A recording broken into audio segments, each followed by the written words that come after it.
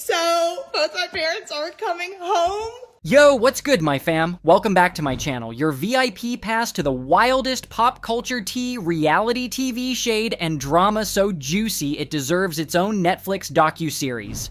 I'm your host, serving looks and truth bombs, and today, oh honey, we're diving headfirst into a story that's got X on fire and my group chat blowing up. President Donald Trump just played fairy godfather and pardoned Chrisley Knows best stars Todd and Julie Chrisley, yanking them out of federal prison like it's a season finale cliffhanger. From Southern charm to orange jumpsuits and now a presidential pardon, this is 2025 chaos at its peak, and we're unpacking it all. Crimes, clout, and the comeback that's got everyone picking sides. Is this justice or just rich folks cashing in their VIP card? Grab your iced coffee, cause we're spilling all the tea. If you're new here, hit that subscribe button, smash the like, and ring that bell so you're always first in line for the drama. Let's roll. Alright y'all, let's rewind the tape and set the scene, cause this drama's got more twists than a Real Housewives reunion and more receipts than a CVS checkout. Todd and Julie Chrisley were the undisputed royalty of reality TV. Chrisley Knows Best, which ran for a decade on USA Network, gave us iconic moments. Todd throwing shade so sharp it could cut glass, Julie holding it down as the Southern mama bear with a heart of gold, and their whole family flexing that mansion life across Atlanta and Nashville. And we're talking chandeliers, custom Bentleys, and closets bigger than my apartment. Visual. Cartoon of Todd strutting with a Louis Vuitton bag. This was peak living your best life vibes, and we were all eating it up. But in August 2019, the feds came knocking, and trust me, they weren't there for a cameo or a selfie. By June 2022, after a 3-week trial that had more drama than a season finale, Todd and Julie were convicted of bank fraud, tax evasion, and conspiracy to defraud the United States, to the tune of $36 million. Yup, you heard me right, $36 million, enough to buy a private island or at least a few Birkin bags. So what exactly did they do? Buckle up, cause this is wild. Prosecutors said Todd and Julie ran a years-long scheme starting as early as 2007, way before their TV fame.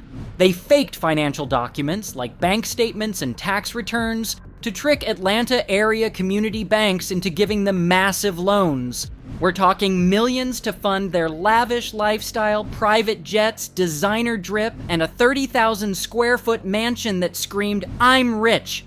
They didn't stop there. They hid their Chrisley Knows Best earnings, millions from the show and endorsements, through a shell company called 7 Seas Productions, dodging the IRS like it was a group chat they didn't want to join. It gets messier. To keep the scam going, they used new fraudulent loans to pay off old ones, creating a financial house of cards that eventually crashed. Todd even filed for bankruptcy in 2012 to dodge $20 million in debt, leaving creditors high and dry. Their accountant, Peter Tarantino, got roped in too, helping cook the books and later snagging a 3-year sentence for his role. This wasn't a one-time oops, it was a calculated hustle that spanned over a decade. Now let's keep it 100. This is white-collar crime. The kind of mess you'd see on Succession or Billions, not Law and Order, SVU. Nobody got physically hurt, and they weren't out here robbing your grandma's social security, but don't sleep on the impact. When you scam banks out of $36 million, it's not just the Wall Street suits who take the L. Banks tighten their belts, jack up interest rates, and make loans harder to get.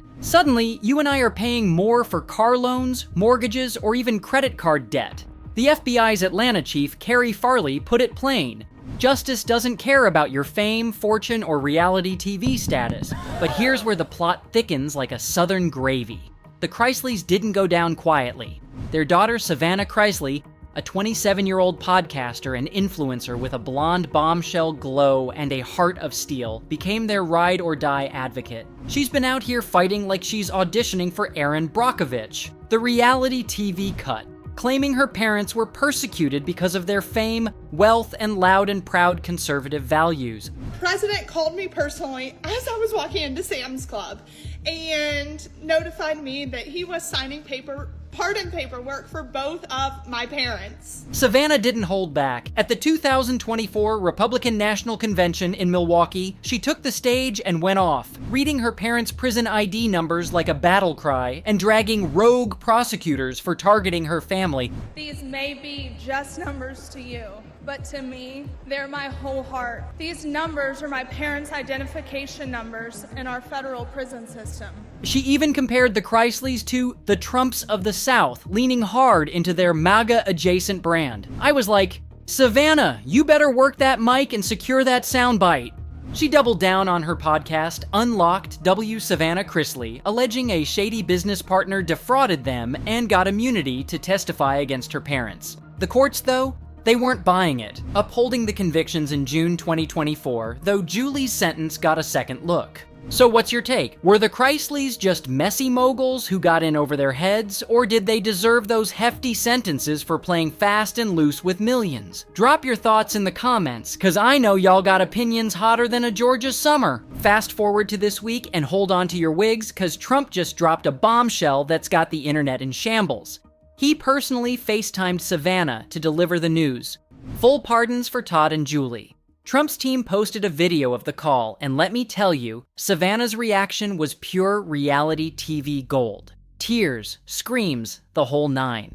TMZ says the pardon process might take a few days, and the Chrisleys could do a quick pit stop at a halfway house before they're fully free. But X, it's a straight-up cage match. Half the platforms out here popping bottles, saying 19 years combined for white-collar crimes was overkill. One user tweeted, Todd and Julie got screwed by the system. Trump did the right thing. But the other half? They're throwing shade. They're clocking that Trump's also pardoned a corrupt sheriff and a tax cheat with campaign ties. One viral post hit like a freight train. In Trump's America, crime's just a vibe and jail's a timeout for the elite. Let's talk about the sus timing. Savannah's been Team Trump from jump, especially after that RNC speech where she basically crowned her family the MAGA Kardashians. Is this pardon a thank you for the loyalty, or does Trump just stan reality TV stars? And get this, a new Chrisley reality show was just announced. Coincidence? Chilly? I'm not buying it. Here's where I'm at. I'm torn.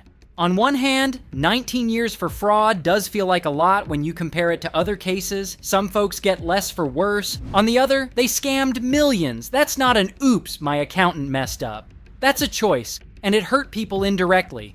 But what's really got me side-eyeing? The system.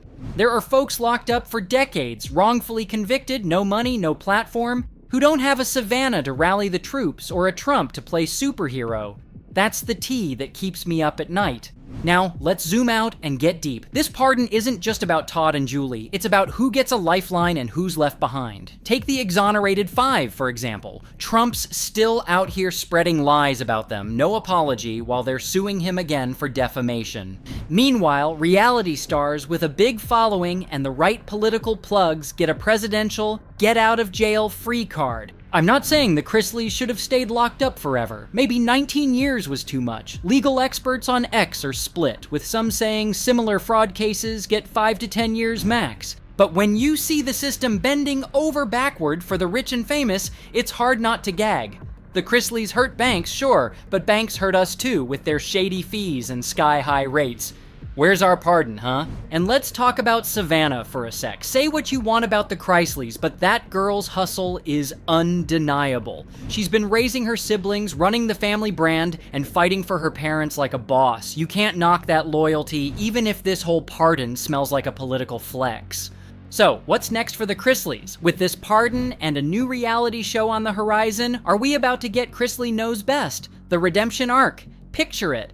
Todd strutting out of jail in a tailored suit, Julie serving looks and casseroles, and the whole family spilling tea about their prison glow-up. I'm not mad at it, I'd binge that in a heartbeat, but I'm keeping my side eye locked and loaded, cause this whole thing screams rich folks protecting rich folks.